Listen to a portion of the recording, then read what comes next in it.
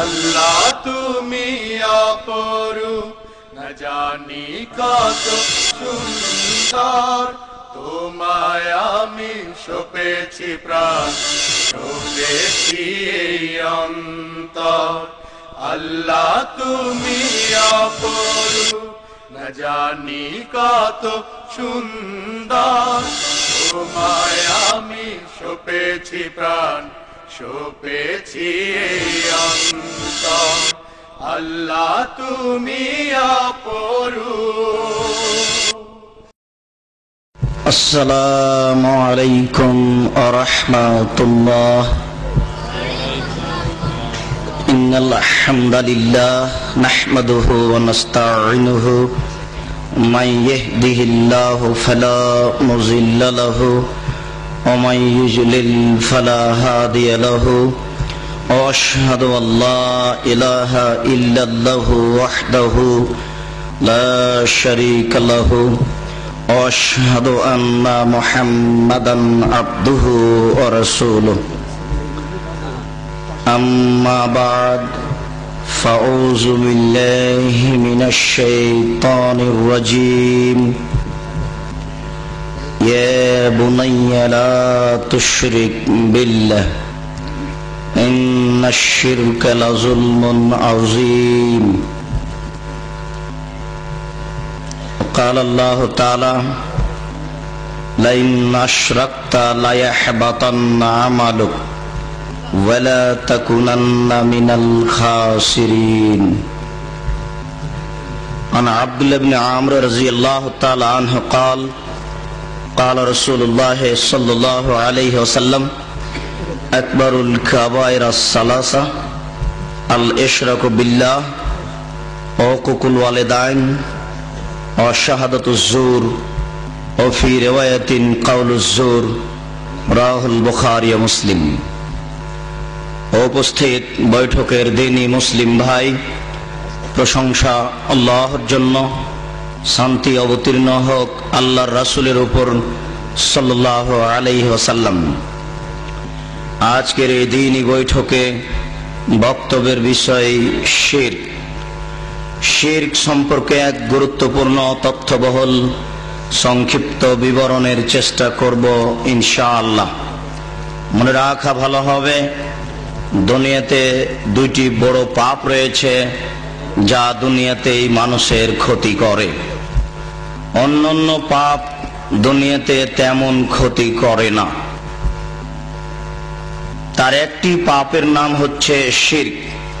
শিরক করলে মানুষের অতীতের নেকি নষ্ট হয়ে যায়। শিরক করলে আল্লাহকে হেয় তুচ্ছ করা হয়।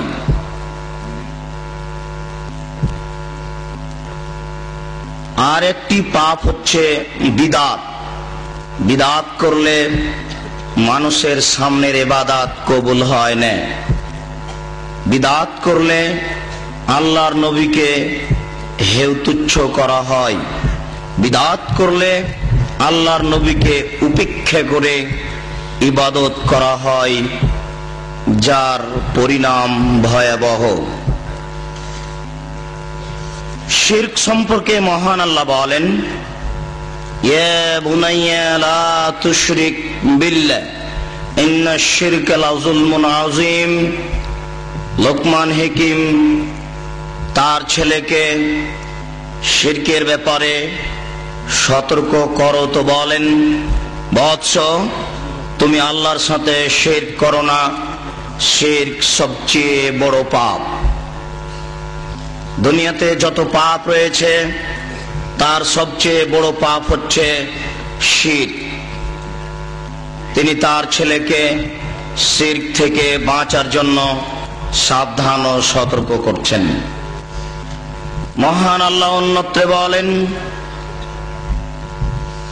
ইন্নাহু মান ইউশরিক বিল্লাহ ফাকাদ হারামাল্লাহু আলাইহিল জান্নাহ ওয়া মাওয়াহুন নার। নিশ্চয় যারা শিরক করে তাদের জন্য জান্নাত হারাম হয়ে যায়। শিরক করে যারা তারা জান্নাতে প্রবেশ করার সুযোগ পাবে না। ওয়া মাওয়াহুন নার, তাদের জন্য জাহান্নাম হচ্ছে থাকার জায়গা, তাদের আশ্রয়স্থল হচ্ছে জাহান্নাম। ওমা লিজ্জালিমিনা মিন আনসার, যারা শিরক করে নিজেদের প্রতি অন্যায় করেছে, যারা শিরক করে নিজেদের প্রতি অত্যাচার করেছে, যারা শিরক করে আল্লাহর মানকে ক্ষুণ্ণ করেছে, তাদের জন্য বিচারের কাঠগড়াতে কোনো সাহায্য সহযোগী থাকবে না। মহান আল্লাহ বলেন, লাউ আশরাকু লাহাবিতা আনহুম মা কানু ইয়ামালুন, তারা যদি শিরক করে তাহলে তাদের কোনো নেকি থাকবে না, সব নেকি নষ্ট হয়ে যাবে। মহান আল্লাহ বলেন, লাইন আশরাকতা লায়াহবাতান্না আমালুক ওয়া লা তাকুনান্না মিনাল খাসিরিন। হে মুহাম্মদ সাল্লাল্লাহু আলাইহি সাল্লাম, আপনি যদি শিরক করেন তাহলে আপনারও সমস্ত নেকি নষ্ট হয়ে যাবে। পৃথিবীর সাধারণ মানুষ তো দূরের কথা, আপনি একজন নবী হওয়ার পরেও যদি আপনি শিরক করেন, আল্লাহ তাআলা আমাদের নবীকে শিরক সম্পর্কে সতর্ক করেন। যার ব্যাপারে শিরকের ধারণা সম্ভব হতে পারে না, যার ব্যাপারে শিরকের কোনো আশা করা যায় না, যাকে শিরক মুক্ত করেই সৃষ্টি করা হয়েছে, এমন ব্যক্তিকে সতর্ক করা মানে পৃথিবীর সকল মানুষকে যথাযথভাবে শিরক থেকে সাবধান ও সতর্ক থাকার জন্য কঠোরভাবে মহান আল্লাহ আদেশ করেছেন। মহান আল্লাহ বলেন, হে মুহাম্মদ সাল্লাল্লাহু আলাইহি সাল্লাম, আপনি যদি শিরক করেন তাহলে আপনার সমস্ত নেকি নষ্ট হয়ে যাবে। ওয়ালা তাকুনান্না মিনাল খাসিরিন, অবশ্যই আপনি ক্ষতিগ্রস্তদের অন্তর্ভুক্ত হবেন। যারা শিরক করে জাহান্নামের অন্তর্ভুক্ত হয়েছে, আপনিও রক্ষা পাবেন না, জাহান্নামীদের একজন হবেন, ক্ষতিগ্রস্তদের একজন হবেন। তাহলে একজন নবীও যদি শিরক করেন রেহাই পাবেন না। শিরক মহাপাপ। যদিচ নবীদের ব্যাপারে পরকালীন ক্ষতিগ্রস্ত হওয়ার কোনো প্রমাণ নেই, নবী দ্বীন প্রচার করে সফলতা অর্জন করেন আর না করেন তাতে আসে যায় না। কোন নবীর পরকাল হারাবে এ মর্মে আল্লাহ এবং আল্লাহ রাসূল কিছু বলে যাননি। অনেক নবী এমন রয়েছেন যারা দ্বীন প্রচার করে সফলতা অর্জন করতে পারেননি। রাসূল সাল্লাল্লাহু আলাইহি সাল্লাম এক বৈঠকে বলেন, ওয়ারিজাত আলাইয়াল উমামাল মাজিয়া, আমার সামনে অতীতের সকল নবী এবং তাদের অধীনস্থ জনগণকে পেশ করা হলো। রায়তুন নবিয়া মা হুয়া রাহাত, তন্মধ্যে একজন নবীকে দেখলাম, তার সাথে কিছু লোক রয়েছে। ওয়ান নবিয়া মাহুম আর রাজুল রাজুলান, আর একজন নবীকে দেখলাম, তার সাথে একজন বা দুইজন লোক রয়েছে। ওয়ান নবিয়া মাহু লাইসা মাহু আহাদুন, আর একজন নবীকে দেখলাম, তার সাথে কোনো লোকই নেই। কি বুঝলাম? এমনও কত নবী দুনিয়াতে গেছেন যারা একজন থেকে দুইজন লোককে হেদায়েত করতে পেরেছেন। দেশে শাসন ব্যবস্থা কায়েম করা তো বহু দূরের কথা, রাষ্ট্রীয় ক্ষমতা অর্জন করা তো দূরের কথা।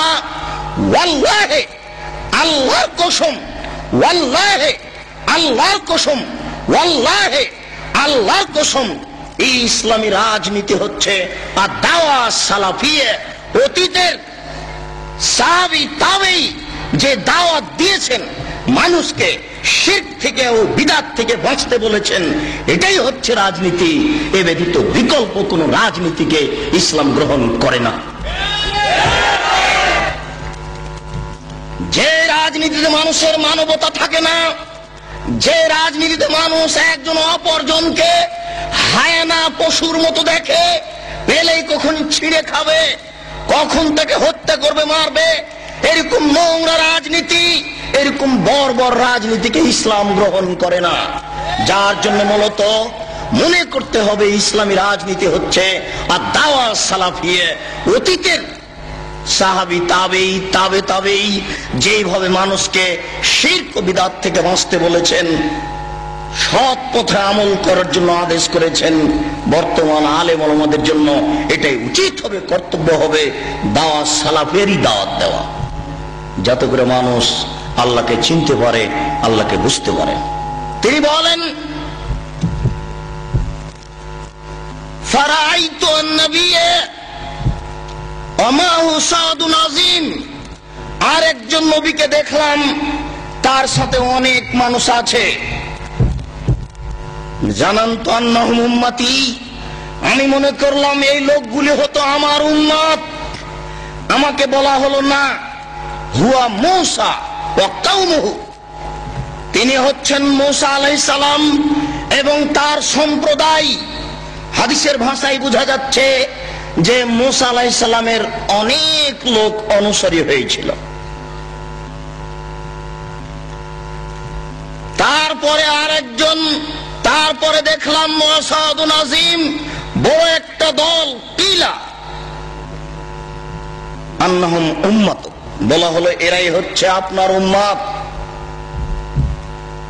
ফীহিম রিজালুন ইয়াদখুলুনাল জান্নাহ বিগাইরি হিসাবিন ওয়ালা আযাবিন, ফীহিম রিজালুন সাবুন আলফ, তাতে ৭০,০০০ লোক রয়েছে যারা বিনা হিসাবে জান্নাতে যাবে, যাদের কোনো শাস্তি হবে না।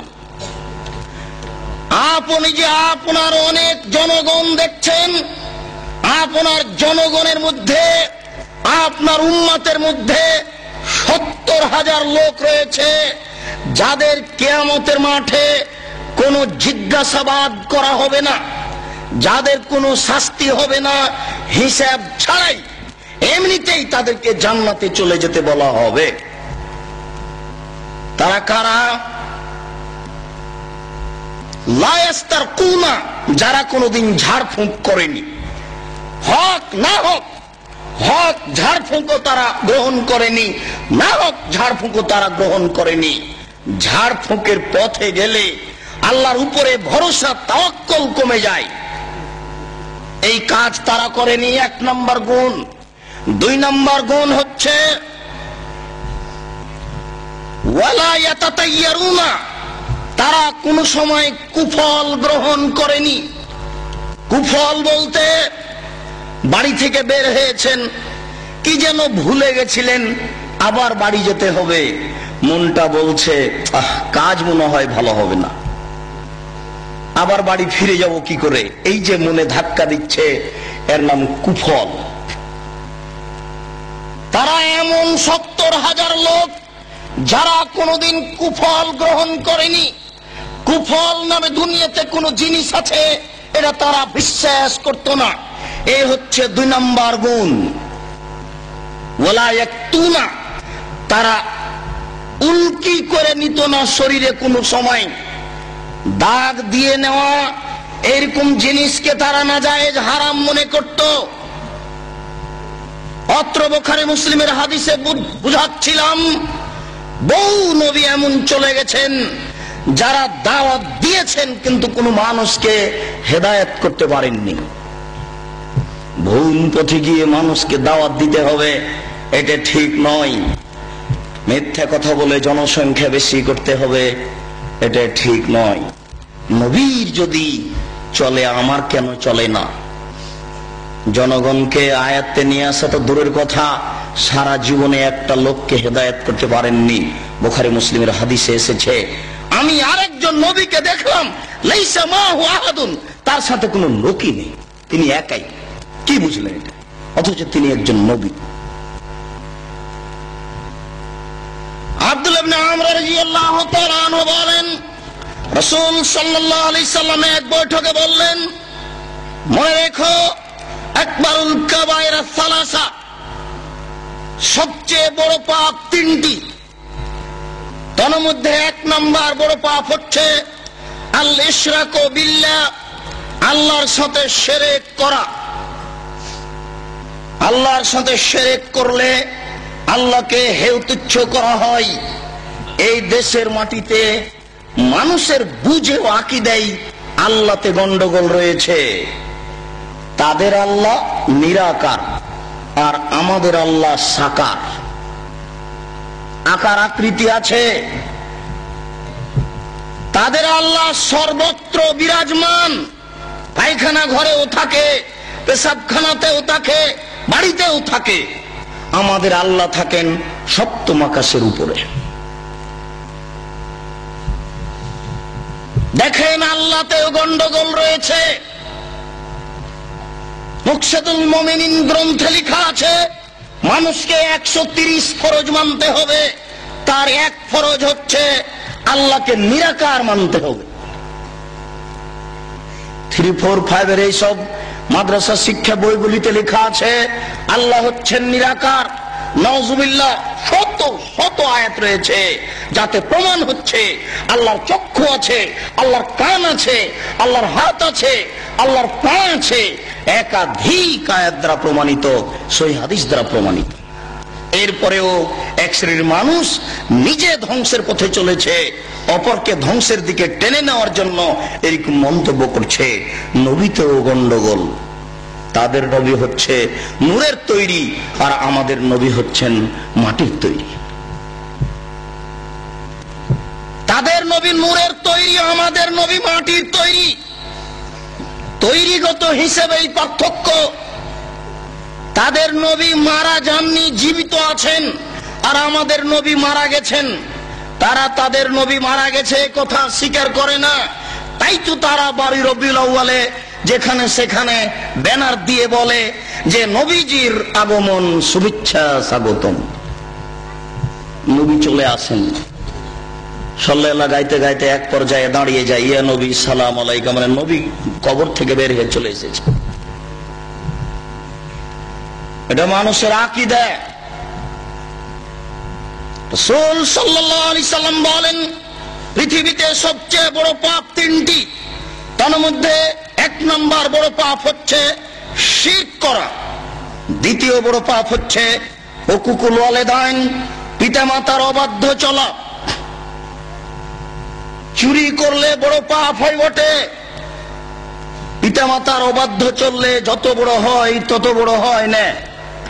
যদি চুরি করা বড় পাপ, জেনা করলে বড় পাপ হয় বটে, কিন্তু পিতামাতার অবাধ্য চললে যত বড় হয় তত বড় হয় না। যদি জেনা করাও বড় পাপ। মনে রাখতে হবে, পৃথিবীতে দ্বিতীয় মহাপাপ হচ্ছে পিতামাতার অবাধ্য চলা। মহান আল্লাহ পিতামাতার দেশের প্রসিদ্ধ খ্যাতি সম্পন্ন মুফাসসিরের পক্ষ থেকে রয়েছে, আপনারাও জানেন। কথা প্রসঙ্গে পিতামাতার সেবামূলক কথাই মিথ্যে ঘটনাটি বলে সামনের দিকে আমি এগিয়ে যাচ্ছি। জনৈক মুফাসসির বলছিলেন, একদিন বাইজিদের মাতা গভীর রাতে পানি চাইলো। বাইজিদ দেখে বাড়িতে পানি নাই, দূরে পানি আনতে চলে গেল। পানি নিয়ে এসে দেখে মাতা ঘুমিয়ে গেছেন। বাইজিদ চিন্তা করে, এখন কি করি? আমি যদি গিলাস রেখে ঘুমিয়ে যাই, আমার মাতা যদি আবার রাতের কোনো অংশে পানি চান, আমি যদি নির্ধারিত সময়ে পানি দিতে না পারি, তাহলে আমি উপযুক্ত সন্তান হতে পারবো না। এই বলে বাইজিদ গিলাস হাতে করে মায়ের মাথার পাশে দাঁড়িয়ে থাকলো। সকাল হয়ে গেল, মায়ের ঘুম ভেঙে গেল। মা দেখেন পাশে বাইজিদ দাঁড়িয়ে আছে। বাবা বাইজিদ, তুমি কেন দাঁড়িয়ে আছো? আম্মা, আপনি সন্ধ্যা রাতে পানি চেয়েছিলেন, দেখি বাড়িতে পানি নাই, দূরে পানি আনতে চলে গেলাম। পানি নিয়ে এসে দেখে আপনি ঘুমিয়ে গেছেন। আমি চিন্তা করলাম গিলাস রেখে যদি ঘুমিয়ে যাই, আপনি যদি রাতের কোনো অংশে পানি চান, উপযুক্ত সময়ে পানি দিতে পারবো না, আমি উপযুক্ত সন্তান হতে পারবো না। এই জন্য আমি গিলাস হাতে করে আপনার মাথার পাশে দাঁড়িয়ে আছি, মা গিলাসটা হাতে করে পানিটুকু পান করে নিয়ে বাচ্চাকে শয়ে দিয়ে আল্লাহর দরবারে প্রার্থনা করতে লাগলেন, প্রতিপালক আমি বাইজিদের প্রতি সন্তুষ্ট হয়ে গেছি, তুমি বাইজিদকে কবুল করে নাও, বাইজিদকে বড় আলেম করে দাও। মায়ের দোয়া কবুল হয়ে গেল, বাইজিদ বড় আলেম হয়ে গেলেন। ঘটনা মিথ্যে। মায়ের দোয়া কবুল হয়ে যদি বাইজিদ বড় আলেম হতেন, তাহলে বাইজিদ একথা বলতেন না। বইয়ে লেখা আছে, বাইজিদ একদিন বলেন বাহাস্তুল্লাহ, আল্লাহকে আমি খুঁজলাম, কোথায় আল্লাহ? আইনাল্লাহ, আল্লাহ কোথায়? খুব খুঁজলাম, ফামাওয়াজাদতুহু, আল্লাহকে খুঁজে পেলাম না। ফায়জান আল্লাহ, দেখি আমি নিজেই আল্লাহ। বাইজিদ একদিন দেখেছেন নিজেই আল্লাহ। তাহলে মায়ের দোয়া কবুল হলো কি করে? ভুল পথে কি মায়ের দোয়া কবুল হয়? তা হয় না। যারা এই বাউল ফকির এই জিকির প্রথা চালু করেছে, তার কয়েকজন বড় হোতার একজন বাইজিদ, এক ইমাম গাজ্জালি, মনসুর হাল্লাজ, এরাই হচ্ছে এই আপনার অন্ধকারে জিকির নীতি চালু করেছে। তারাই বলেছে পীর মুরিদের 22টি নীতিমালা আছে, তার মধ্যে একটি নীতিমালা হচ্ছে মুরিদ থাকবে পীরের হাতে, মৃত ব্যক্তি যেমন গোসল দাতার হাতে, গোসল দাতা মৃত ব্যক্তিকে ইচ্ছে মতো গোসল দেওয়াই। গোসল দাতা মৃত ব্যক্তির কোন জায়গায় কোন অঙ্গে হাত লাগালে মৃত ব্যক্তি কি বলতে পারবে যে আমি ইতস্তবোধ করছি বা লজ্জাবোধ করছি?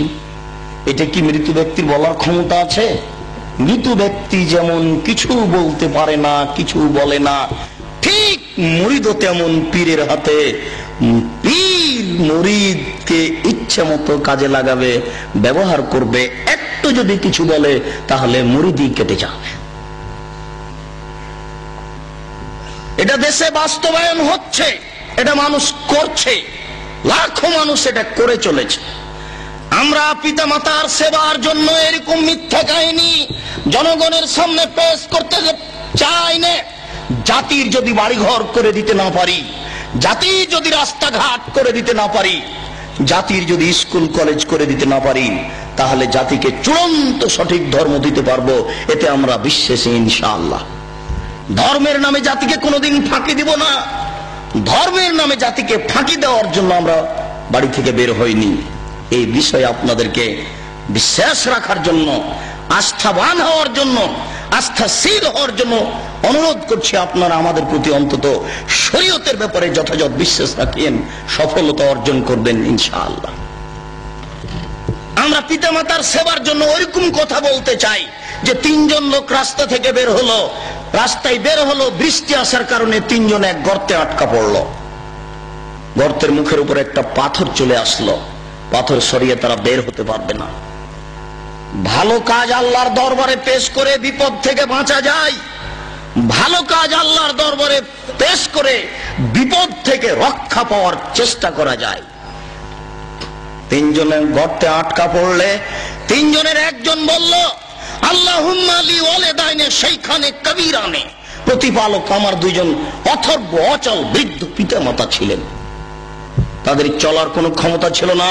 কুনতু আলাইহিম, আমি তাদের উপরে ছাগল চড়াতাম। সারাদিন ছাগল চড়িয়ে সন্ধ্যায় বাড়িতে এসে দুগ্ধ দহন করে আমার পিতামাতাকে আগে পান করাতাম, তারপরে আমার ছেলে মেয়েকে পান করাতাম। এটা আমার চিরাচরিত নীতি। কোন একদিন কাছে ঘাস পাইনি, যার কারণে দূরে চলে যাই না, এতই তো হাত্তাম সাইতো, আমি ঠিক মতো আসতে পারিনি। আস্তে আস্তে সন্ধ্যা হয়ে গেছে, দুধ দহন করে নিয়ে এসে দেখি আমার পিতামাতা ঘুমিয়ে গেছে।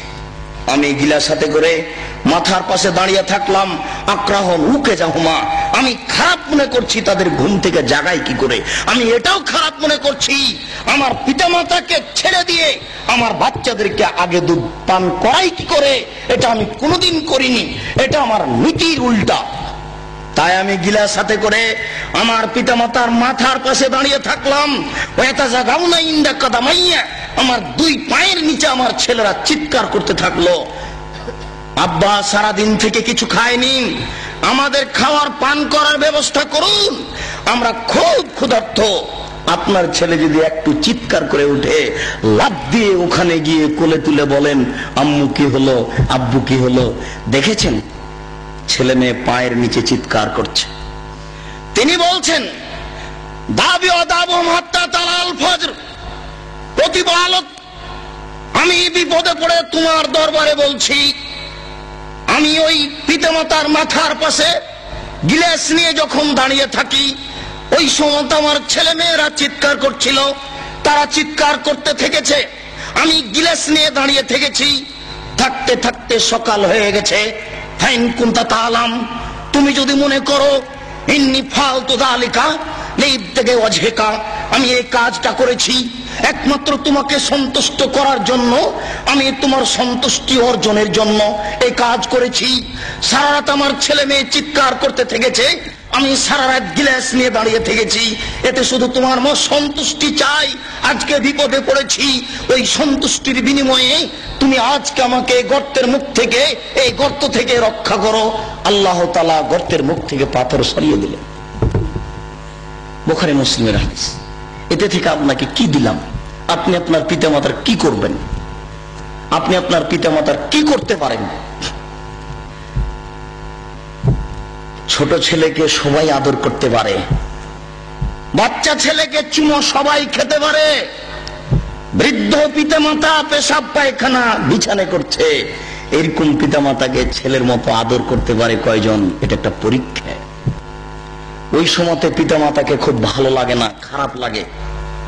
আর আবার এদিকে বিরুদ্ধে আছে স্ত্রী, ও মোটেই চায় না। ও বলে, তোমার পিতামাতাকে আমি দেখতেই পারি না, ওদের দেখলে আমাকে খারাপ লাগে। সেবা করা তো দূরের কথা, এখন আপনি কি করবেন? জান্নাতের মূল হচ্ছে এরাই। আল্লাহর নবী বলেছেন, তোমার মায়ের পায়ের নিচে জান্নাত। এই হাদিস সহিহ। আল্লাহর নবী বলেছেন, তোমার মায়ের পায়ের নিচে জান্নাত। সাখাতুর রব্বে সাখাতুল ওয়ালিদাইন, পিতামাতা যদি সন্তুষ্ট থাকেন আল্লাহ সন্তুষ্ট, জান্নাত পাওয়া যাবে। পিতামাতা যদি অসন্তুষ্ট থাকেন তাহলে আল্লাহ অসন্তুষ্ট, জান্নাত পাওয়া যাবে না। সাখাতুর রব্বে সাখাতুল ওয়ালিদাইন, পিতামাতা যদি অসন্তুষ্ট থাকেন আল্লাহ অসন্তুষ্ট, জান্নাত পাওয়া যাবে না জাহান্নাম ছাড়া। রেজা রব্বে রেজাল ওয়ালিদাইন, পিতামাতা যদি সন্তুষ্ট থাকেন তাহলে আল্লাহ সন্তুষ্ট। তাহলে আল্লাহকে সন্তুষ্ট করার আগের একটা স্তর, আগের একটা ধাপ, আগের একটা স্তর হচ্ছে যে পিতামাতাকে সন্তুষ্ট করা। পিতামাতাকে সন্তুষ্ট না করে তাহাজ্জুদ পড়ে জান্নাত পাওয়া যায় না। তবে পিতামাতার দিকে সুনজরে তাকালে কবুল হজের সমান নেকি হয়, এই হাদিসটি জাল। পিতামাতার দিকে তাকালে কবুল হজের সমান নেকি হয়, এই হাদিস জাল। পিতামাতার দিকে সুনজরে তাকালে কবুল হজের সমান নেকি হয়, এই হাদিস জাল।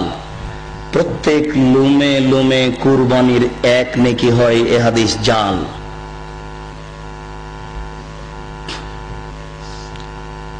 জাল হাদিস আছে, এই দুনিয়াতে বিশ্বাস রাখতে হবে। ইবাদত করার পূর্বে সতর্ক সাবধান থাকতে হবে কোন হাদিসের প্রতি আমল করা যাবে কি যাবে না। স্বামীর সেবায় জান্নাত পাওয়া যায়, স্বামীর পায়ের নিচে জান্নাত একথা নয়। রাসূল সাল্লাল্লাহু আলাইহি সাল্লাম বলেছেন, কোন মহিলা যদি মারা যায়, তার স্বামী যদি তার উপরে সন্তুষ্ট থাকে তাহলে সে জান্নাতে যাবে, তার জন্য জান্নাত চূড়ান্ত। আল্লাহর নবী বলেছেন, মান সামাত সাহরাহা, কেউ যদি রমজান মাসের সিয়াম পালন করে আর 5 ওয়াক্ত সালাত আদায় করে, ওয়াতাত বালাহা, স্বামীর যদি সেবা করে, ওয়াহাসানাত ফারজাহা, যদি লজ্জা স্থানকে কন্ট্রোলে রাখতে পারে, ফালতাদখুল মিনাই বাবিন মিনাল জান্নাহ, তাহলে জান্নাতের যে কোনো দরজা দিয়ে প্রবেশ করতে পারে। আল্লাহর নবী অন্য জায়গাতে বলছেন যে স্বামীর এত মান, স্বামীর এত মর্যাদা স্ত্রীর উপরে বেশি, স্বামীর মান মর্যাদা এত বেশি যে স্বামীর যদি শরীরে ফোড়া হয়, ফেটে যায়, কেটে যায়, আর ওখান দিয়ে যদি রক্তপুঁজ বের হতে থাকে, আর তার স্ত্রী যদি এগুলো জিহ্বা দিয়ে চাটে মাদ্দাত হাক্কাহু, তাহলে সে তার স্বামীর হক আদায় করতে পারবে না। তাহলে কি রক্তপুঞ্জি স্ত্রীকে জিহ্বা দিয়ে চাটতে হবে? এটি কি কথা? জিনা। এই কাজও যদি করে তবুও সে তার স্বামীর হক আদায় করতে পারবে না। তো কলেজে ইউনিভার্সিটিতে চাকরি করে সারাদিন বাড়িতে না থেকে হক আদায় করবে কি করে? জাতি যেমন তাকে মূল্যায়ন করে না, তারাও তেমন মূল্যায়ন করবে না।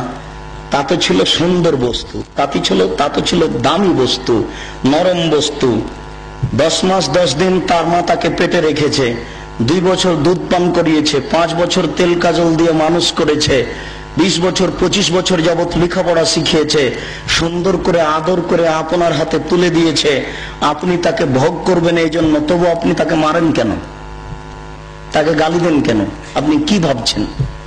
এতে পিতার সার্থকতা কি? এতে পিতা কি পেলেন? এখানে পিতার কি রয়েছে?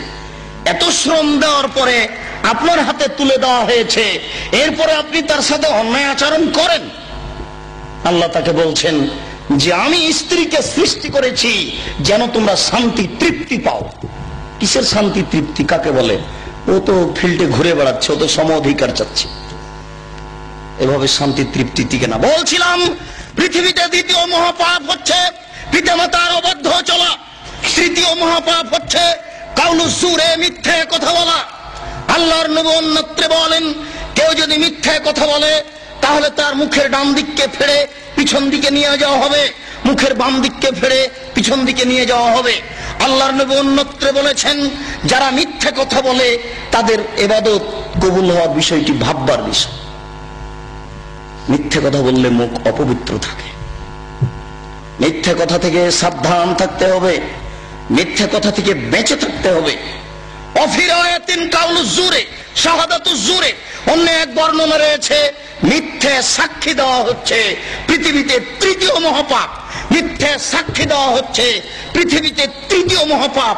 আপনারা মিথ্যে সাক্ষী কোর্টে হোক, কাচারিতে হোক, গ্রামে হোক, যে কোনো জায়গায় হোক না কেন, মিথ্যে সাক্ষী দিতে যাবেন না, মহাপাপ। আব্দুল্লাহ ইবনে মাসউদ রাদিয়াল্লাহু তাআলা আনহু বলেন, রাসূল সাল্লাল্লাহু আলাইহি সাল্লাম এক বৈঠকে জিজ্ঞাসার উত্তরে বললেন, একটা লোক জিজ্ঞাসা করল, আল্লাহ রাসূল, আইয়ুয যামবি আকবার, সবচেয়ে বড় পাপ কোনটি? আল্লাহ রাসূল বললেন, আনতাদুল্লাহ নিদ্দান ওয়া খালাকা, তুমি আল্লাহর সাথে শিরক করবে, তুমি কাউকে তার সমপর্যায়ের করবে, এমত অবস্থা আল্লাহ তোমাকে সৃষ্টি করেছে, এটাই হচ্ছে পৃথিবীতে সবচেয়ে বড় পাপ। জিজ্ঞাসাকারী বলল, আল্লাহ রাসূল, সুম্মা আই, এরপরে কোনটা বড় পাপ?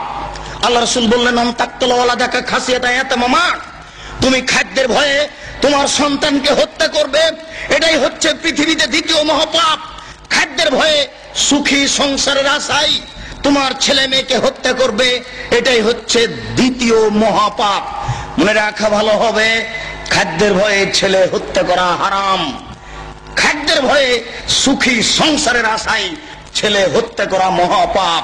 মহান আল্লাহ বলেন, লা তাকতুলু আওলাদাকুম খাশিয়াতা ইমলাক নাহনু নারযুকুহুম, তোমরা খাদ্যের ভয়ে সন্তান হত্যা করো না, রুজি আমি দিয়ে থাকি, রুজি আমি দিই, খেতে আমি দিই, খেতে দেওয়ার বিষয়টি তোমার হাতে আমি দিইনি, আমি রিজিক দিয়ে থাকি, আমি রুজি দিয়ে থাকি, কিভাবে দিব সেটা আমার ব্যাপার। কেউ গরিব থাকবে না দুনিয়াতে, সবাই ধনী হয়ে যাবে। মানুষ যদি মানুষের উপরে চড়ে থাকে তবুও মানুষ ধনী হয়ে যাবে, এই কথা আল্লাহর নবী বলেছেন। এই জন্য খাদ্যের ভয়ে সন্তান হত্যা করা মহাপাপ। মনে রাখা ভালো হবে, রাসূল সাল্লাল্লাহু আলাইহি সাল্লাম বলছেন, একটা গাভীর দুধ খাবে 1 গ্রাম। গাভীর দুধ হতো আগে হাফ কেজি থেকে 3 কেজি, এখন একটা গাভীর দুধ হয় 3 কেজি থেকে 40 কেজি। আল্লাহ রাসূল বলছেন, একটা গাভীর দুধ খাবে 1 গ্রাম। আল্লাহ রাসূল বলছেন, একটা ডালিম খাবে একটা বংশ। একটা ডালিম ছিল 1 ছটাক ওজনের, এখন একটা ডালিম হচ্ছে 1 কেজি ওজনের। একটা ডালিম খাবে একটা বংশ। পৃথিবীতে এত অর্থ সম্পদ বেশি হয়ে যাবে। আল্লাহর নবী বলছেন, বসাতাত আলাইকুম দুনিয়া কামা বসাতাত মান কানা ক্বাবলাকুম, পৃথিবী তোমাদের এইভাবে তুলে ধরা হবে, নাও খাও, কত খাবা খাও। কিভাবে খাবেন? শুধু খালি টাকা আর টাকা, শুধু খালি অর্থ সম্পদ আর অর্থ সম্পদ, বৈধ অবৈধ অসংখ্য উপার্জনের পথ। কে কত টাকা ইনকাম করবে, সবাই ইনকামের প্রতিযোগিতায় নেমে গেছে। এখন কিন্তু আপনারা দেখতে পাচ্ছেন সবাই ইনকামের প্রতিযোগিতায় নেমে আছে। সাথে সাথে সন্তান কমালে দুইটা লস হয়, মনে রাখবেন। সন্তান কম নিলে ইহকালীন একটা লস, পরকালীন একটা লস। আল্লাহ বলেছেন, নবী বলেছেন সন্তান বেশি হলে টাকা বেশি হয়। আল্লাহ বলেছেন, নবী বলেছেন ছেলে মেয়ে বেশি হলে টাকা বেশি হয়। আল্লাহ বলেছেন, নবী বলেছেন ছেলে মেয়ে বেশি হলে টাকা বেশি হয়। তাহলে ছেলে মেয়ে কম হলে অর্থ সম্পদ কম হবে, ছেলে মেয়ে কম হলে অর্থ সম্পদ কম হবে। এটা হচ্ছে ইহকালীন লস। আর পরকালীন একটা লস হচ্ছে, আল্লাহর নবী বলেছেন ছেলে মেয়ে যদি বাল্য অবস্থায় মারা যায়, যুবক হওয়ার পূর্বে মারা যায়, তাহলে কিয়ামতের কাঠগড়াতে পিতামাতার কাপড় ধরে আল্লাহকে বলবেন, প্রতিপালক আমার বাপ মাকে জান্নাতে দেওয়ার পূর্বে আমরা জান্নাতে যাব না। বেঁকে বসবে, একেবারে বেঁকে বসে বলবে, প্রতিপালক আমার পিতামাতাকে জান্নাতে না দেওয়ার পূর্ব পর্যন্ত আমরা জান্নাতে প্রবেশ করব না। এখন আপনার ছেলে মেয়ে তো মাত্র দুইজন, কয়জন মরে কয়জন থাকে? তাহলে পরকালীন বড় ধরনের লস। আপনাকে যদি জিজ্ঞাসা করি আপনারা কয় ভাই বোন, তাহলে বলবেন 4 বোন 5 ভাই, না 3 বই 7 ভাই। আপনারা অনেক, কিন্তু আপনার ছেলে মেয়ে 2টা বা 3টে, একই কথা। আমাকে জিজ্ঞাসা করেন, আর 5 জনকে জিজ্ঞাসা করেন, সবাই বলবে যে আমরা 8-10 জন ভাই বোন, আমরা 5-7 ভাই বোন। এখন আপনার বিষয়টা আমার বিষয়টা জিজ্ঞাসা করলে কমে এসেছে। তো তাদের চলে, আমাদের চলে না। ভুল। সন্তান কম নিলে 2টা লস হবে। রাসূল সাল্লাল্লাহু আলাইহি সাল্লামকে জিজ্ঞাসাকারী বললেন, আল্লাহর নবী সুম্মা আইয়ুন, এরপরে মহাপাপ কোনটি? আল্লাহ রাসূল বললেন, আনতাজনি হালিলাতা জারি, তুমি তোমার প্রতিবেশীর সাথে জেনা করবে, এটা হচ্ছে 3য় মহাপাপ। প্রতিবেশীর সাথে জেনা করা মহাপাপ। এর অর্থ এই নয় যে দূরের মহিলার সাথে জেনা করা ছোট পাপ, এটা নয়। প্রতিবেশীর সাথে জেনা করলে ডবল পাপ হয়। প্রতিবেশীর সাথে জেনা করলে ডবল পাপ হয়। প্রতিবেশী মানে মহিলার স্বামী সৌদি আরব চাকরি করতে গেছে, কথার কথা। তাহলে ওই মহিলা ও আপনার আমানতে আছে, আপনি তার বাজার করে দিবেন, রাস্তাঘাটে কোনো সুবিধা অসুবিধা দেখবেন, সমস্যা দূর করার চেষ্টা করবেন, কেননা ও আপনার আমানতে আছে। এই সুযোগে আপনি তার সাথে জেনা করলেন, তাহলে এক হলো আমানতের খেয়ানত, আর এক হলো জেনা। ডবল 2টা পাপ বড় বড় জমা হয়ে গেছে। এই জন্য আল্লাহ রাসূল বলছেন প্রতিবেশীর সাথে জেনা করা 3য় মহাপাপ। এমনিতেই জেনা মহাপাপ। তিনি বলেন, আল বিক্র বিল বিক্রে জিলদু মিয়া ওয়া তাগরিবু সানা, অবিবাহিত ছেলে মেয়ে যদি জেনা করে তাহলে তাকে 100 লাঠি পিটিয়ে 1 বছরের জন্য এলাকা থেকে তাড়িয়ে দিতে হবে। রাসূল সাল্লাল্লাহু আলাইহি সাল্লাম বলেন, আস্তাইবু বিসাইব আর রাজমু, বিবাহিত নারী পুরুষ যদি জেনা করে তাহলে তাকে ঢেল দিয়ে পাথর দিয়ে দুনিয়া থেকে মেরে ফেলতে হবে, তার বেঁচে থাকার কোনো সুযোগ নাই। হাদিসের অনেক অংশের একটু ছোট অংশ, যাতে আমরা তুমি গ্রামে দিয়ে গ্রামের সম্প্রদায়ের একজন মহিলা রাসূলের নিকট আসলো, এসে বলছে, আল্লাহ রাসূল তাহেরনি, আমাকে পবিত্র করেন। আল্লাহ রাসূল বলেন, ইরজাই, তুমি বাড়ি ফিরে যাও, আস্তাগফিরুল্লাহ, আল্লাহর নিকটে ক্ষমা চাও, ও তুবি ইলাইহি, তুমি তওবা করো, তোমার পাপ ক্ষমা হয়ে যাবে। তখন মহিলা বলে, আতুরাদ্দুনি কামা রাদাদ্দা মাইজ ইবনে মালিক, যেইভাবে আপনি মাইজ ইবনে মালিককে ফিরিয়ে দিয়েছিলেন ওইভাবে কি আমাকে ফিরিয়ে দিতে চাচ্ছেন? ওয়ান্নাহ হুবলা মিনাজ জিনা, আমার পেট উঁচু হয়েছে, অবৈধ সন্তানে দয়া করে আমার বিচার করে দেন। আল্লাহ রাসূল একটু থেমে বলছেন, ঠিক আছে, ইরজাই হাত্তা তালিদি, তুমি বাড়ি চলে যাও, যেদিন তোমার বাচ্চা হবে সেই দিন আসিও, তোমার বিচার করে দিব। মহিলা এভাবে বাড়িতে চলে গেল। যেদিন সন্তান হলো, সেই সবেমাত্র হয়েছে সন্তান, এই সন্তান নিয়ে বিচারালয়ে উপস্থিত। আল্লাহর নবী, এই যে সন্তান জন্ম নিয়েছে আপনি বিচার করে দেন। আল্লাহ রাসূল একটু থেমে বলছেন, আচ্ছা ঠিক আছে, তুমি বাড়ি যাও, বাচ্চাকে দুধ পান করাও, যেদিন বাচ্চা দুধ ছেড়ে দিবে সেদিন নিয়ে আসিও, তোমার বিচার করে দিব। মহিলা বাচ্চা নিয়ে বাড়ি চলে গেল, বাচ্চাকে 2 বছর যাবত দুধ পান করালো। 2 বছর পরে বাচ্চা নিয়ে বিচারালয়ে উপস্থিত। ও ফিয়াদেহি কেসরাত খুবজিন, এমত অবস্থায় বাচ্চার হাতে এক টুকরা রুটি রয়েছে। এই রুটি প্রমাণ করে যে বাচ্চা খাদ্য খেতে পারে। বাচ্চা নিয়ে বিচারালয়ে উপস্থিত আল্লাহর নবী, বাচ্চার বয়স 2 বছর হয়েছে, আপনি বিচার করে দিন, বাচ্চা এখন খাদ্য খেয়ে থাকতে পারে। বাচ্চাটা আল্লাহ রাসূল হাতে নিয়ে একজন মুসলমানের হাতে সমর্পণ করলেন এবং বললেন, ইযহাবু বিহা, ও আহফিরুল্লাহ সাদরিহা ফারজিমুহা, সঙ্গী সাথী তোমরা একে মাঠে নিয়ে যাও, মাঠে নিয়ে গিয়ে গর্ত খুঁড়ে বুক পর্যন্ত পুঁতে দাও, এরপরে চতুর্দিক থেকে ঢেল ইট পাথর মেরে মেরে দুনিয়া থেকে বিদায় করে দাও। সাহাবীরা বলছেন রাসূলের আদেশ অনুপাতে আমরা তাকে মাঠে নিয়ে গেলাম, মাঠে নিয়ে গিয়ে একটা গর্ত খুঁড়লাম, গর্ত খুঁড়ে বুক পর্যন্ত পুঁতে দিয়ে চতুর্দিক থেকে ঢেল পাথর মারতে লাগলাম। খালিদ বিন ওয়ালিদ বলেন আমি একটা তার মুখের উপরে পাথর মারলাম, ফাতানাজ্জাহ দাম আলাযা খালিদ, পাথরটা মুখের উপরে লেগে মুখ ফেটে রক্ত ছিটে এসে খালিদের গায়ে লাগলো। ফাসবাহা, খালিদ তাকে গালি দিয়ে বসলেন। আল্লাহ রাসূল বলছেন মাহলেনা খালিদ, খালিদ থামো, একে গালি দিও না। লাকাদ তাবাত লাউ তাবা সাইবু মাকসিন লা গফিরা লাহু, পাপী যদি এরকম তোবা করে তাহলে তার পাপকে ক্ষমা করা হবে। মহিলা এত বড় তোবা করেছে, মহিলা এত তোবা করেছে, মহিলা এত একনিষ্ঠ ভাবে ভয় ভীতি নিয়ে আল্লাহর দরবারে ক্ষমা চেয়েছে। এরকম ক্ষমা যদি বড় থেকে বড় পাপী চাই তবুও তাকে ক্ষমা করা হবে। আল্লাহর নবী বুঝতে পেরেছিলেন মহিলার ক্ষমা হয়ে গেছে। আল্লাহর নবী বুঝতে পেরেছিলেন মহিলা অনুতপ্ত হয়েছে, এরপরেও বিচার রক্ষা হলো না, এরপরেও বিচার রক্ষা হয়নি। অন্যায় প্রকাশ হয়ে গেলে তার বিচার হবে চূড়ান্ত। যদি জেনা ঘরে ঘরে হচ্ছে, জেনা মানুষের কাছে কোনো বড় ব্যাপার নয়। বলছিলাম পৃথিবীতে তৃতীয় মহাপাপ হচ্ছে প্রতিবেশীর সাথে অন্যায় ভাবে জেনা করা। রাসূল সাল্লাল্লাহু আলাইহি সাল্লাম বলেন আল্লাহ তাআলা এক বৈঠকে বললেন, আল্লাহ তাআলা কোন এক পর্যায়ে বললেন ইবনা আদম লা আতাইতানি বিকুরাবিল আরজি খাতায়া সুম্মা লাকিতানি লা তুশরিক বিশাই লা আতাইতুকা বিকুরাবিহা মাগফিরাতান। আদম সন্তান নারী পুরুষ, তোমরা যদি বিচারের কাঠগড়াতে আকাশ জমিন পরিমাণ পাপ নিয়ে উপস্থিত হও, আকাশ জমিনের মধ্যে যেই ফাঁকা রয়েছে এই পরিমাণ পাপ নিয়ে যদি উপস্থিত হও আর যদি শিরক না করে থাকো, আমি আল্লাহ তোমাদের সমস্ত পাপকে ক্ষমা করে দিব। কোন একদিন বলছিলাম যে ইন্না লিল্লাহি মিয়া রাহমা, আল্লাহর নিকটে রয়েছে 100টি দয়া, আল্লাহর নিকটে ছিল 100টি দয়া।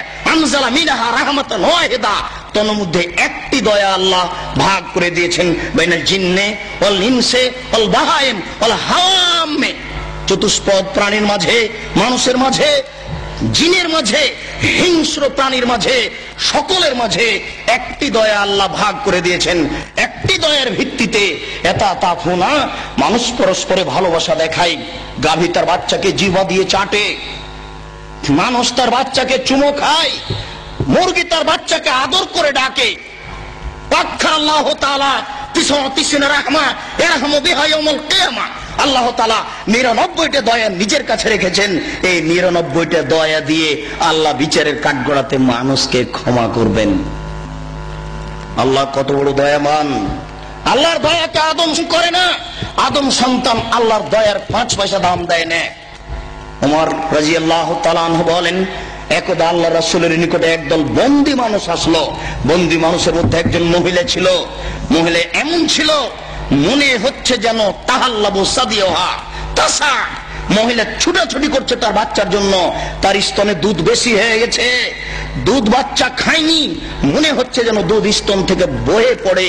এমত অবস্থায় মহিলা তার বাচ্চাকে পেয়ে নিল, ফাখাজাতহু, পেয়ে তাকে ধরে নিল, ওয়াল সাকাতহু বিবাতনিহা, ধরে তাকে পেটের সাথে জড়িয়ে নিল, ওয়ারজাতহু, তার বাচ্চাকে দুধ পান করালো। আল্লাহ রাসূল সাহাবীদেরকে বলছেন মা পারাও না, সঙ্গী সাথী তোমরা বলো তো হাল তাতরাহু ওয়ালাদাহা ফিন্নারে, এই মহিলা কি তার বাচ্চাকে আগুনে নিক্ষেপ করতে পারে? সাহাবীরা বললেন জি না, এই মহিলা বাচ্চাকে আগুনে নিক্ষেপ করতে পারে না। আল্লাহ রাসূল বলছেন আল্লাহু আরহামু আলাল ইবাদ মিন হাযিহি আলা ওয়ালাদিহা, এই মহিলা তার বাচ্চার উপরে যত দয়াবান, এই মহিলা তার বাচ্চার উপরে যত দয়াবান, মহান আল্লাহ তার বান্দাদের উপরে এর চেয়ে অনেক অনেক বেশি দয়াবান। তাই আল্লাহ তাআলা বলছেন বিচারের কাঠগড়াতে তোমরা যদি শিরক ছাড়া অন্যান্য পাপ নিয়ে উপস্থিত হও তাহলে আমি ক্ষমা করে দিব। অন্য এক বর্ণনা রয়েছে যেদিন জাহান্নামীরা জাহান্নামে চলে যাবে, জান্নাতীরা যখন জান্নাতে চলে যাবে, এরপরে মহান আল্লাহ জাহান্নামে 3 বার অঞ্জলি দিয়ে 3 অঞ্জলি মানুষকে জাহান্নাম থেকে বের করে জান্নাতে দিয়ে দেন। তার বিশেষ দয়া, 3 অঞ্জলি মানুষ জাহান্নাম থেকে বের করে জান্নাতে দিয়ে দিবেন। তাই তো ডক্টর শহীদুল্লাহ আর মৌলানা আব্দুল্লাহিল কাফি আল কুরাইশির মধ্যে একবার তর্ক বিতর্ক হয়েছিল। ডক্টর শহীদুল্লাহ বলেছিলেন, আল্লাহর অঞ্জলি কি ছোট? সমস্ত মানুষ তো অঞ্জলিতে উঠে যেতে পারে, ফেরাউনও উঠে যেতে পারে। মৌলানা আব্দুল্লাহিল কাফি আল কুরাইশি বলেছিলেন, জি না, ঈমান থাকে না যার, অঞ্জলিতে আসার সুযোগ হবে না তার। ঈমান থাকে না যার, অঞ্জলিতে আসার সুযোগ হবে না তার। বলছিলাম, মহান আল্লাহ কিয়ামতের মাঠেও মানুষের প্রতি দয়া করবেন। 3 অঞ্জলি মানুষ জাহান্নাম থেকে বের করে জান্নাতে দিয়ে দিবেন। মহান আল্লাহ অন্যত্র বলেন, ইন্নাল্লাহা ইয়াগফিরু ইউশরাকা বিহি ওয়া ইয়াগফিরু মা দুনা যালিকা লিমান ইয়াশা। শিরক ছাড়া যত পাপ রয়েছে সমস্ত পাপ ক্ষমা করা হবে, শিরকের পাপ ক্ষমা করা হবে না। শিরক মহাপাপ, শিরক বড় পাপ। শিরক করলে আল্লাহকে অপমান করা হয়, শিরক করলে আল্লাহকে হেয় তুচ্ছ করা হয়, শিরক করলে অতীতের নেকি নষ্ট হয়ে যায়। কয়েকটি শিরক রাসূলুল্লাহ সাল্লাল্লাহু আলাইহি সাল্লাম ফিয়াদ রাজুলিন হালকা, একদা আল্লাহর নবী এক লোকের হাতে দেখলেন তামার বালা। তামার বালা দেখে আল্লাহ রাসূল বললেন, মা হাজিহি, কি তোমার হাতে তামার বালা কেন? লোকটি বলল, হাজিহি মিনাল ওয়াহিনা, আমার শরীরে দুর্বলতা রয়েছে, আমি দুর্বল মানুষ, এটাকে দূরে করার জন্য তামার বালা ব্যবহার করি। আল্লাহ রাসূল বললেন, ইনজিহা, তুমি একে খুলে ফেলো, লা তাজিদুকা ইল্লা ওয়াহানান। এই তামার বালা তোমার গায়ে থাকলে, হাতে থাকলে তোমার রোগী বেশি হবে, তুমি আরোগ্য লাভ করতে পারবে না। শোনো, লাউ মুত্তা ওয়া হিয়া আলাইকা মাফলাতা ইয়াউমুল কিয়ামা, এই তামার বালা যদি তোমার হাতে থেকে যায় আর তুমি যদি মারা যাও, তাহলে কিয়ামতের মাঠে তুমি রক্ষা পাবে না, তোমাকে জাহান্নাম যেতে হবে। এই মাইকের আওয়াজ যত দূর পর্যন্ত যাচ্ছে, সকল মুসলিম ভাই ও বোনকে বলছি, আপনার হাতে যদি কারো এরকম তামার বালা থাকে, সৌদি আরব থেকে হাজী সাহেবেরা ঘড়ির মতো বালা যদি নিয়ে এসে দেখে দিয়ে থাকে, রোগ ভালো হবে বলে তাকে এই মুহূর্তেই খুলে ফেলুন। রাতে মারা গেলে মুসলমান হয়ে মারা যাবেন, থাকা অবস্থায় মারা গেলে মুশরিক হয়ে মারা যাবেন। আল্লাহকে অপমান করে জান্নাত লাভ করা যায় না। আল্লাহকে ছোট করে, খাটো করে, হেয় তুচ্ছ করে জান্নাত লাভ করা যায় না। সাবধান থাকুন। রাসূল সাল্লাল্লাহু আলাইহি ওয়াসাল্লাম এক বৈঠকে বললেন, ইন্নার রুকা ওয়াত তামাইম ওয়াত তাওয়ালা শিরকুন, নিশ্চয় ঝাড়ফুঁক করা শিরক, গলায় তাবিজ ঝোলানো শিরক, স্বামী স্ত্রীর মধ্যে ভালোবাসা সৃষ্টি করার যে কোনো কৌশল শিরক। কোরআন মাজিদের আয়াত দিয়ে ঝাড়ফুঁক করা যায়, হাদিসের দোয়া পড়ে ঝাড়ফুঁক করা যায়। আজ হতে আপনারা যদি কোনো জায়গাতে কারো কাছে তেল পানি পড়ে নেন, তাহলে আগে জিজ্ঞাসা করবেন, মুন্সি সাহেব, মৌলভী সাহেব, আপনি যে আমাকে তেল করে দিবেন, পানি পড়ে দিবেন, কি বলবেন? যদি উনি হাদিসের দোয়া পড়েন, কোরআন মাজিদের আয়াত পড়েন, তাহলে আপনি পানি পড়ে নিতে পারেন, অন্যথা আপনিও মুশরিক, সেও মুশরিক, পরকাল হারিয়ে যাবে। রাসূল সাল্লাল্লাহু আলাইহি সাল্লাম বললেন, গলায় তাবিজ ঝুলানো শিরক, মান তাআল্লাকা তামিমা ফাকাদ আশরাকা, কেউ যদি তাবিজ ঝুলায় তাহলে ও শিরক করলো। যে কোনো তাবিজ, যে কোনো মাদুলি, কোরআন মাজিদের আয়াত লিখে তাবিজ ঝুলালে ডবল অন্যায় হয়। কোরআন মাজিদ কারো গলায় ঝুলে পায়খানায় যাওয়ার জন্য আসেনি, গলায় ঝুলে পেশাবখানায় যাওয়ার জন্য আসেনি। যে কোনো অন্যায় করবে কোরআন মাজিদের আয়াত গলায় করে, এটা নয়। এদেশের কোরআন মাজিদের প্রথমে দেখবেন কতগুলি নকশা করা আছে, এই নকশার তাবিজ ঝুলালে এই হয়। এদেশে যারা কোরআন ছাপাচ্ছে, এরকম আকীদা যারা রাখে, এরাও মুশরিক। এই পাতাগুলি ছিঁড়ে ফেলতে হবে। এরকম কোরআন ছাপায় যারা, তাদের বিরুদ্ধে যত দূর শক্তি প্রয়োগ করা সম্ভব তা করার জন্য চেষ্টা করতে হবে। এরা জাতিকে ধ্বংস করছে, আপনাদের ধ্বংস করছে, মুসলমানকে ধ্বংস করছে এক মিথ্যা কৌশলে, শিরক করে, শিরক করিয়ে।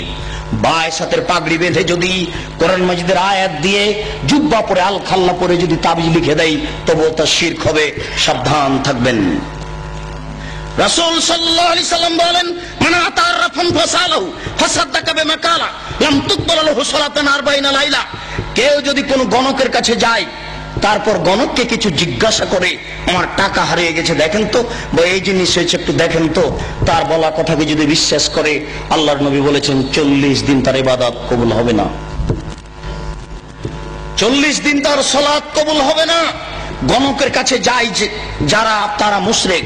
আল্লাহ রাসূল বলছেন, মান আতারাফান ফাসালাহু, কেউ যদি গণকের কাছে আসে, এরকম লোকের কাছে আসে, ভাগ্য পরীক্ষা করে, তার হারিয়ে যাওয়া জিনিসকে জানতে চাই, তাহলে ও কোরআন মাজিদকে অস্বীকার করলো, মুহাম্মদ সাল্লাল্লাহু আলাইহি সাল্লামকে নাকচ করে দিল, ও যেন নবীকে অস্বীকার করলো, কোরআন মাজিদকে অস্বীকার করলো। মহা পাপী, বড় পাপী যারা এরকম করে, যারা গণকের কাছে যায়, তারা বড় মুশরিক। সাবধান থাকতে হবে। রাসূল সাল্লাল্লাহু আলাইহি সাল্লাম বললেন, মান হালাফা লিগাইরিল্লাহ ফাকাদ আশরাকা। কেউ যদি আল্লাহ ব্যতীত অন্যের নামে কসম খায় তাহলে শিরক করলো।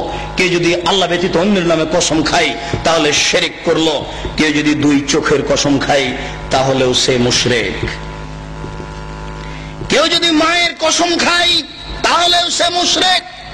মায়ের কসম খাওয়া যায় না, কোরআন মাজিদে হাত রেখে কসম খাওয়া যায় না, মসজিদে ঢুকে কসম খাওয়া যায় না, ছেলের মাথায় হাত রেখে কসম খাওয়া যায় না, ছেলের মাথায় হাত রেখে কসম খাওয়া শিরক। এইভাবে হাত চালিয়ে ভাগ্য পরীক্ষা করা শিরক। টিয়া পাখির মাধ্যমে ভাগ্য পরীক্ষা করা শিরক। হাতের দাগ দেখে ভাগ্যের কথা বলা শিরক। রাত্রে ঘরের আবর্জনা ঝাড়ু দিয়ে বাইরে নিক্ষেপ করা যায় না, এই মন্তব্য শিরক। রাত্রে গাছের ফল পাড়া যায় না, এই ধারণা শিরক। রাত্রে মানুষকে বাকি দোকানের জিনিস বাকি বিক্রয় করা যায় না, দেওয়া যায় না, এই ধারণা শিরক। রাত্রে মানুষকে জিনিস কর্জ দেওয়া যায় না, এই ধারণা শিরক। সকালে সকালে দোকানের জিনিস বাকি বিক্রয় করা যায় না, এই ধারণা করা শিরক। অপবিত্র অবস্থায় ঘর ঝাড়ু দেওয়া যায় না। আপনার স্ত্রী, আপনার বৌমা অপবিত্র অবস্থায় ফরজ গোসল না করে ভাত রান্না করতে পারে না, ঘর ঝাড়ু দিতে পারে না, এইগুলি ধারণা করা শিরক। আপনার স্ত্রী, আপনার বৌমা অপবিত্র অবস্থায় ফরজ গোসল না করে সব কিছু করতে পারে, ঘর ঝাড়ু দিতে পারে, ভাত রান্না করতে পারে, ভাতের পাতিল থেকে ভাত বের করতে পারে, মানুষকে খাবার দিতে পারে, পারে না নামাজ পড়তে, সালাত আদায় করতে, পারে না কোরআন তেলাওয়াত করতে, এ ব্যতীত যা কাজ আছে সবকিছুই করতে পারে।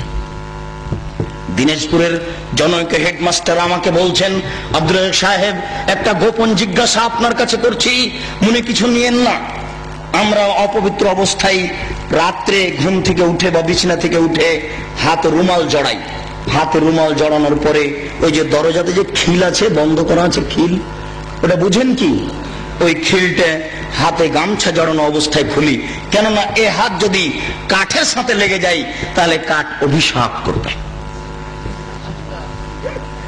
একজন হেডমাস্টারের কি আকীদা! তারপরে বললেন, এই যে বাড়ির বাহির পর্যন্ত, স্যান্ডেল পর্যন্ত চকি থেকে নিয়ে এখানে চটছালা বিছিয়ে রেখেছি, অপবিত্র অবস্থায় যদি পা মাটিতে রেখে দিই তাহলে মাটি অভিশাপ করবে, এই জন্য বিছান থেকে স্যান্ডেল পর্যন্ত চটছালা বিছিয়ে রেখেছি, চটছালার উপর দিয়ে গিয়ে স্যান্ডেল পরব।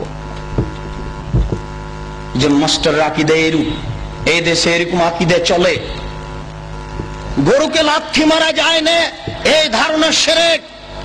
ধানের উপর দিয়ে জুতা পায়ে দিয়ে হাঁটা যায় না, এই ধারণা শিরক। হাত থেকে গ্লাস পড়ে গেলে কুটুম্ব আসতে পারে, এই ধারণা শিরক। ঘরের উপরে কাক ডাকছে, কেউ আসতে পারে, এই ধারণা শিরক। তুলসীর গাছ উঠিয়ে ফেললে বা তুলসীর গাছ ভেঙে ফেললে বা তাতে লাথি মারলে ক্ষতি হতে পারে, এই ধারণা শিরক। এমন দুনিয়াতে কাজ ও কর্ম আছে যেগুলি করলে এই হতে পারে, এই হতে পারে, এরকম নামে যত মন্তব্য আছে এইগুলি সব শিরকের অন্তর্ভুক্ত। সাবধান থাকুন। রাসূল সাল্লাল্লাহু আলাইহি সাল্লামের ভাষায় বোঝা যাচ্ছে ছবি ও মূর্তি হচ্ছে শিরকের উৎস। আল্লাহ রাসূলের কথাই বোঝা যাচ্ছে ছবি ও মূর্তি হচ্ছে শিরকের উৎস। আলী রাদিয়াল্লাহু তাআলা আনহু বলেন, রাসূল সাল্লাল্লাহু আলাইহি সাল্লাম এক বৈঠকে বললেন, আলী লা তাদু তিনসালান ইল্লা তামাস্তাহু ওয়ালা কাবরান মুশরিফান ইল্লা শাওয়াইতাহু। আলী, তুমি ছাড়বে না কোনো উঁচু কবর, সবকে ভেঙে সামান করে দাও।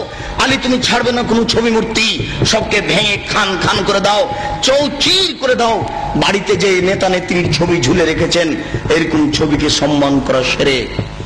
পিতামাতার যে ছবি আপনি বাড়িতে ঝুলে রেখেছেন, এরকম ছবিকে সম্মান করা শিরক, ছবিকে মূল্যায়ন করা শিরক।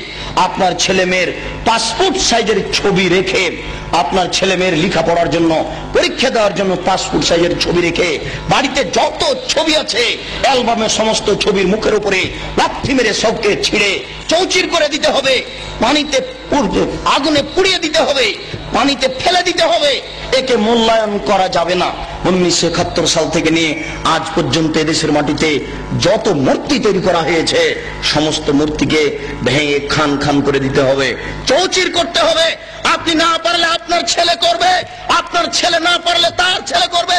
কেউ যদি ভাঙতে না পারে তাহলে যেদিন ঈসা আলাইহিস সালাম আসবেন সেদিন এদেশের ছবি মূর্তিকে লাথি মেরে ভেঙে চৌচির করে দিবেন। সেদিন কোনো মায়ের বেটা ঠেকাতে পারবে না। কেন? আল্লাহ রাসূল বলেছেন, ইয়াদখুলুল ইসলাম ফি কুল্লি বাইতি মাতারিন ওয়া বারিন ওয়া ইজ্জি আজিজিন ওয়া জুল্লি জালালিন।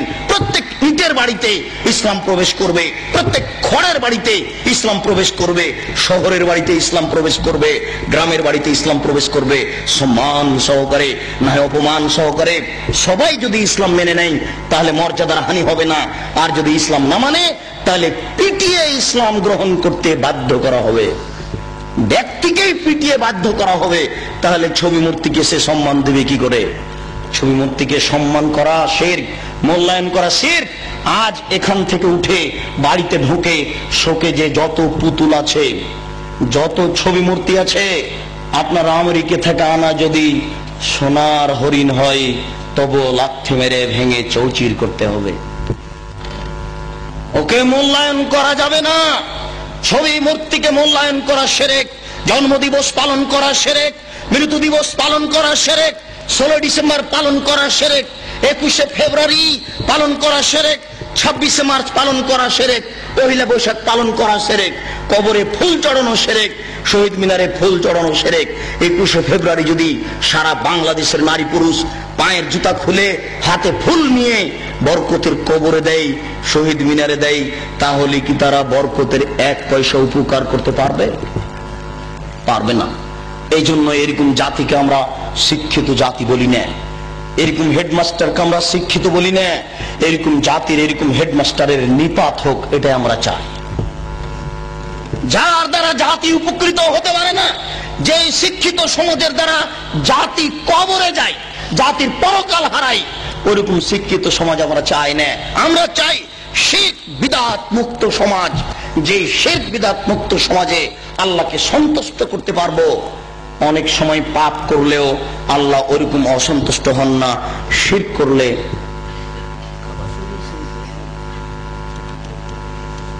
কাবা শরীফে যদি শিরক থাকে তবুও শিরক, কাবা শরীফে যদি ছবি থাকে তবুও শিরক।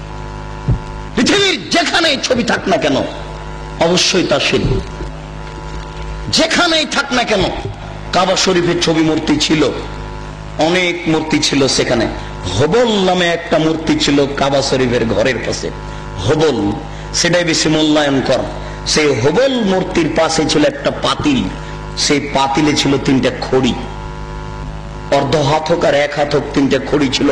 একটা খড়ির গায়ে লেখা ছিল ইফাল, করো, আর একটা খড়ির গায়ে লেখা ছিল লা তাফাল, করো না, আর একটা খড়ির গায়ে লেখা ছিল মুহমাল, কিছুই না। তারা ছেলে মেয়ের বিবাহ দিলে বা কোনো সফর করতে চাইলে বা কোনো পদক্ষেপ কাজের গ্রহণ করতে চাইলে ওই পাতিলের ভিতরে হাত ঢুকিয়ে খড়ি বের করত।